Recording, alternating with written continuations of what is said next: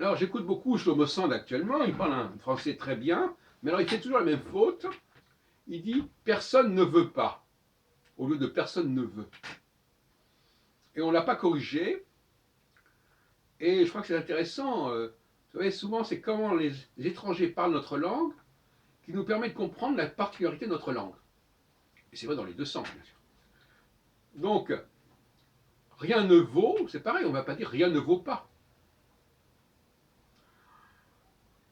Alors comment expliquer cela? D'abord, le mot pas, c'est la même chose que le mot rien ou personne. Un pas, c'est un pas. C'est donc une petite chose. Ce n'est pas une négation, le mot pas en lui-même. Au contraire, faire un pas. Faire un pas, c'est déjà le premier pas qui compte. Bon, c'est pas rien. Donc, personne, ben, c'est quand même une personne, quelqu'un. Dire qu'il n'y avait personne, ça veut dire qu'il n'y avait même pas une personne, ça veut dire. C'est ça que ça veut dire. Donc il y a toujours le mot même qui est sous-entendu. Je ne veux pas, ça veut dire je ne veux même pas. Je ne veux même, je ne veux pas, même un pas, je ne veux pas. Même un pas, je ne le fais pas. Ou même un pas, je ne le fais. Alors, dans le cas de je ne sais pas, évidemment, c'est un cas limite, puisque pas est devenu le marqueur par excellence de la négation. Donc on ne peut pas ne pas mettre pas. Mais quand je dis je ne sais pas, c'est un pas, parce que c'est un pas, mais je pourrais dire je ne sais rien. Je ne sais rien.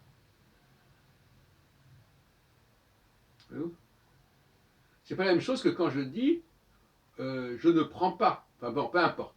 En tout cas, en français, on a cette particularité.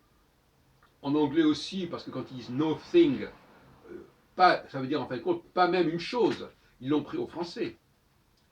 Les autres langues ne font pas ça. Ils disent niente, niche, etc.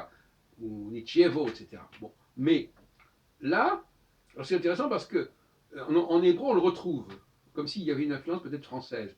Shum davar, ça veut dire pas une chose. Il y a comme l'idée de chose, davar. Davar, c'est la chose, c'est the thing. Donc apparemment, il y aurait une influence dans ce sens. Ce qui n'est pas du tout extraordinaire, puisque l'hébreu s'est construit avec l'influence de différentes langues. Et, bon, alors, donc, il faut expliquer à Shlomo Sand et aux autres qu'on ne dit pas personne ne veut pas, ce qui est encore plus bizarre parce que pas c'est déjà une négation de négation, etc. Bon, on dit personne ne veut, et en réalité ça veut dire il y a même une personne ne veut. Même une personne ne veut. Même ce rien, je ne le veux pas. Je ne le prends. Voilà, c'est ce que je voulais dire sur ce point précis, à savoir que il y a des formes en français qu'on a du mal à expliquer, qui sont finalement très, très concrètes. Hein. Pas un chat, c'est pareil, pas un chat. Il n'y a pas un chat, ben, ça veut dire qu'il n'y a même pas un chat. C'est le même qui manque, voyez-vous, dans tout ça. J'en ai déjà parlé à plusieurs reprises, mais là, je voudrais revenir dessus parce que c'est frappant quand j'écoute Sand constamment. Il dit il n'y a pas personne. Ça m'énerve quand j'entends ça. C'est assez fatigant. Et puis alors, je voudrais aussi revenir sur un autre aspect de la relation sociale, qui n'a rien à voir avec ce que je viens de dire d'ailleurs. C'est le fait qu'il y a des gens qui vivent dans une société où chacun se fait justice.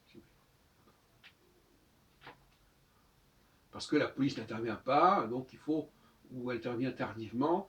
Donc finalement, quand on vient d'un certain pays, ce qui est important, parce qu'on parlait des étrangers, donc là on parle encore des étrangers, les étrangers, ils abîment la langue française, mais ils abîment aussi le mode de fonctionnement de la France, au niveau social. Quelqu'un qui viendrait par exemple d'Algérie ou de tel pays africain, il a une conception de la police qui est totalement différente. Je vais déjà raconter cette anecdote de... Un jour, j'avais affaire à des agents de contrôle d'électricité, et puis je sais pas, il y avait eu un problème avec eux, à tel point que j'avais dit, je vais appeler la police. Et alors le type, il a dit, c'était un noir, il a dit, ah ben moi, je vais dire que c'est vous qui m'avez frappé, je vais m'écrouler par terre, et puis voilà. Donc, voyez-vous, donc il y a toute une mentalité particulière. Mais là encore, je voudrais ajouter ça, quelqu'un qui vit dans une société où on ne peut pas compter sur une intervention extérieure, il va régler ses comptes tout seul. Il va se faire justice lui-même. Quand vous dites quelque chose qui ne lui plaît pas, eh ben, il va se précipiter sur vous pour vous casser la figure, ou pour casser la figure de quelqu'un d'autre. Et donc, là aussi, il y a des dissonances, des discordances dans le comportement, dans la grammaire comportementale, si on peut dire.